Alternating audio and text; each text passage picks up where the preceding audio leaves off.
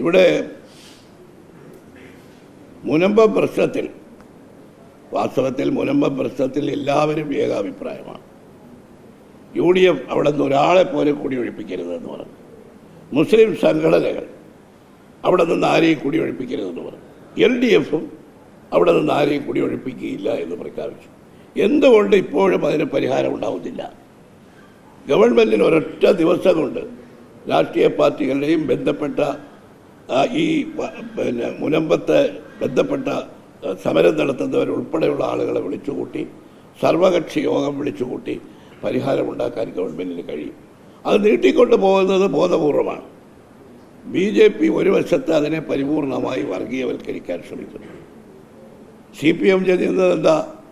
CPM ആ വർഗീയ രണ്ട് സമുദായങ്ങളെ തമ്മിൽ അടുപ്പിക്കുന്ന, പരസ്പരം ഭിന്നിപ്പിക്കുന്ന കുൽസിത പ്രവർത്തനങ്ങളാണ് ഗവൺമെൻറ്റിൻ്റെയും CPMൻ്റെയും ഭാഗത്തു നിന്ന് നടക്കുന്നത്. പുറത്ത് ഞങ്ങൾ ഉടനെ പരിഹരിക്കുമെന്ന് പറയുക, പക്ഷേ ഇപ്പോഴും അതിന് പരിഹാരമുണ്ടാവാതെ നീണ്ടുപോവുകയാണ്.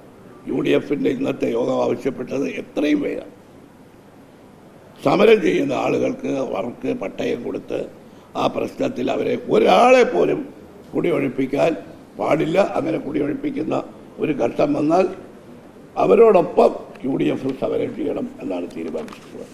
ഈ കാര്യത്തിൽ മുസ്ലിം സംഘടനകളും പ്രത്യേകിച്ച് മുസ്ലിം ലീഗും എടുത്തിരിക്കുന്ന വിശാലമായ നിലപാടിനെ ഇന്നത്തെ യോഗം ഞങ്ങൾ അത് അംഗീകരിക്കുകയും ചെയ്തു.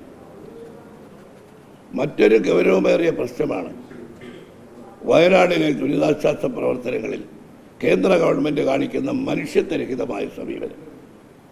ഇപ്പോൾ അവസാനം ആ ഉരുൾപൊട്ടലിൽ ആളുകളെ രക്ഷിക്കാൻ വന്ന ഹെലികോപ്റ്ററിൻ്റെ വാടക 132 കോടി രൂപ നമ്മളോട് ആവശ്യപ്പെട്ടിരിക്കുക. പാർലമെൻറ്റിൽ എല്ലാവരും പറഞ്ഞു. ഇതുപോലെ കണ്ണിൽ ചോരയില്ലാതെ ഒരു കേന്ദ്ര ഗവൺമെൻറ് പ്രവർത്തിക്കുന്നത് ഇതിനു മുമ്പ് ഒരിക്കലും ഉണ്ടായിട്ടില്ല. മറ്റ് സംസ്ഥാനങ്ങൾക്കെല്ലാം കൊടുത്തതുപോലെ സഹായം കൊടുക്കാനില്ല. ഇതുവരെ ഒരു പൈസ പോലും കേന്ദ്ര ഗവൺമെൻറ് നൽകിയിട്ടില്ല. അത് വളരെ വളരെ വളരെ ദ്രോഹകരമായിട്ടുള്ള കാര്യം. കഴിഞ്ഞ ദിവസം എന്തായാലും പ്രിയങ്ക ഗാന്ധിയുടെ നേതൃത്വത്തിൽ കേരളത്തിലെ എല്ലാ MPമാരും ഒറ്റക്കെട്ടായിട്ടാണ് വയനാടിലെ സഹായത്തിന് വേണ്ടി പാർലമെൻറ്റിൽ അവർ ഒരുമിച്ച് അണിനിരുന്നത്. കേന്ദ്ര ഗവൺമെൻറ്റിനെ ഞങ്ങൾ ശക്തിയായി കുറ്റപ്പെടുത്തുന്നത് മറ്റേ ഒരു കാര്യം എടുത്തു പറയാനുണ്ട്. ഞങ്ങൾ ഇവിടുത്തെ UDF ഗവൺമെൻറ്റിൻ്റെ പുനരധിവാസ പ്രവർത്തനത്തിൽ സർവ്വ പിന്തുണയും നിരുപാധികം കലവറയില്ലാത്ത പിന്തുണ വാഗ്ദാനം ചെയ്തതാണ്. പക്ഷേ ആ വാഗ്ദാനം ചെയ്തത് ഇതുവരെ നടപ്പിലാക്കാൻ ഗവൺമെൻറ് ഒരു നടപടിയും സ്വീകരിച്ചിട്ടില്ല. മുസ്ലിം ലീഗ് 100 വീടുകൾ വെച്ച് കൊടുക്കുമെന്ന് പറഞ്ഞു. ഞങ്ങൾ കോൺഗ്രസ് രാഹുൽ ഗാന്ധി പ്രഖ്യാപിച്ചു 100 വീടുകൾ. കർണാടക ഗവൺമെൻറ് 100 വീടുകൾ വെച്ചു കൊടുക്കും. ഇതുവരെ ആ ഓഫർ സ്വീകരിച്ച് ഇത് നടപ്പിലാക്കാൻ എന്തെങ്കിലും ഒരു ചെറുവിരൽ ഈ ഗവൺമെൻറ് ഇറക്കിയിട്ടുണ്ടോ? റീഹാബിലിറ്റേഷന് വേണ്ടി ഒരു സീനിയർ നോഡൽ ഓഫീസറെ പ്രഖ്യാപിക്കുമെന്ന് പറഞ്ഞു. പ്രഖ്യാപിച്ചോ? ഇല്ല. കർണാടക മുഖ്യമന്ത്രി 2 പ്രാവശ്യം കത്തെഴുതേണ്ടി വന്നു. അവിടെ ഇവരെ പുനരധിവസിപ്പിക്കാൻ അവിടുത്തെ എന്താണ് മറ്റേ ഇവരുടെയൊക്കെ എസ്റ്റേറ്റ് ഏറ്റെടുക്കുമെന്നാണ് പറഞ്ഞത്.